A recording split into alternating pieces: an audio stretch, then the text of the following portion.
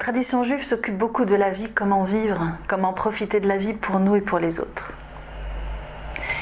Pourtant, dans notre paracha, il y a un verset un peu étrange et un commentaire de Rashi un petit peu difficile qui nous permet de nous poser la question: est-ce que le judaïsme valorise le fait d'être un martyr? Dans notre paracha est mort. Nous sommes au chapitre 22 du Lévitique et au verset 32 on nous dit Velo techalelu et shem kodeshi, vous ne profanerez pas mon nom sacré. Et Rashi nous dit en désobéissant à la parole de Dieu Venikdashti, et je serai sanctifié.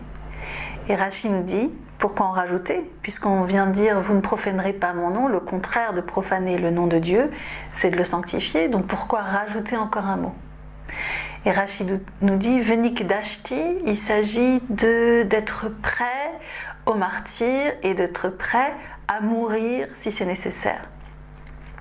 C'est une question qui est très difficile à notre époque où certaines traditions religieuses prônent et prêchent le martyr.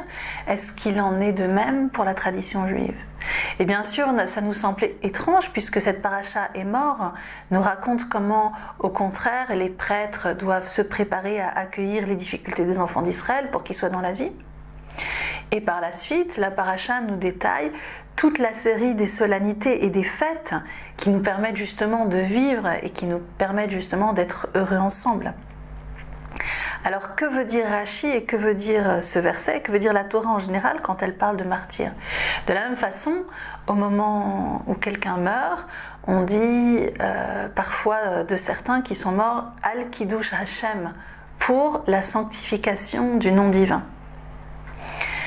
Et effectivement, il peut arriver, il y a un certain nombre de cas où le Talmud nous dit Yehareg ve'al ya'avor, il faut mieux mourir que de transgresser un certain nombre de choses. Si on nous demande de commettre un meurtre, on n'a pas le droit de commettre le meurtre pour protéger notre vie.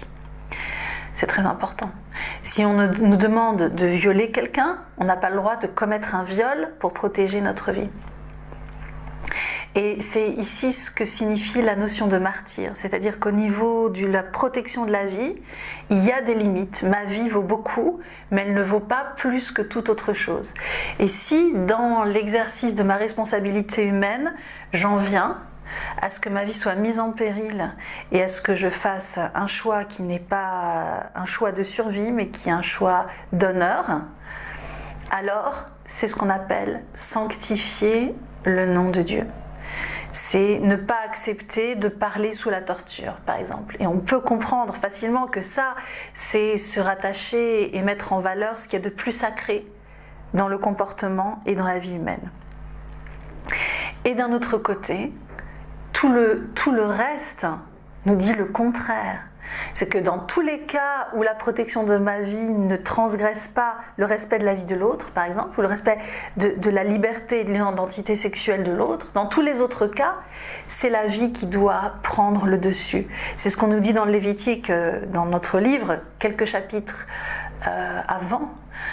On nous dit, voici les commandements, Asher ya'aseotam ha'adam vechai bahem. Voici les commandements que l'homme fera et il vivra par eux. Ce qui sanctifie le nom de Dieu à la base, c'est la vie humaine. Comme on dit également dans le Hallel, ce ne sont pas les morts qui te louent, le hametim ya alléluia, ce n'est pas les morts qui peuvent faire des louanges. Et au contraire, ce sont les vivants qui peuvent donner le meilleur de ce qu'ils ont pour investir une vie qui soit à la fois heureuse et responsable. Et c'est ainsi que, quand il le faut, dans les cas extrêmes, puisque nous allons tous mourir, alors on peut avoir l'espoir que notre mort soit dans les meilleures conditions de dignité et le plus conforme aux valeurs que nous avons défendues toute notre vie. Car pendant le temps majoritaire, nous sommes là, nous ne sommes pas du tout en train de mourir, nous sommes en train de vivre et d'encourager et de nourrir l'avenir à tel point qu'on nous dit que même si le Messie venait, ce serait interdit, ce serait interdit d'arrêter la classe, il faudrait continuer à enseigner aux enfants parce que c'est la vie, c'est l'avenir, c'est l'étude qui nous porte. Le prix de la vie, c'est notre capacité de vivre maintenant, et de protéger notre vie, et tout en gardant et tout en mettant au-dessus encore notre dignité et la dignité de notre prochain. C'est ce que nous dit notre paracha est mort. Si on meurt dignement, espérons que ce soit le cas le plus tard possible, alors nous aurons glorifié ce qu'il y a de plus sacré, et en attendant, notre devoir c'est de vivre le plus longtemps possible, comme disait le poète, mourir pour des idées, d'accord, mais de mort lente. En attendant, vivons pour des idées.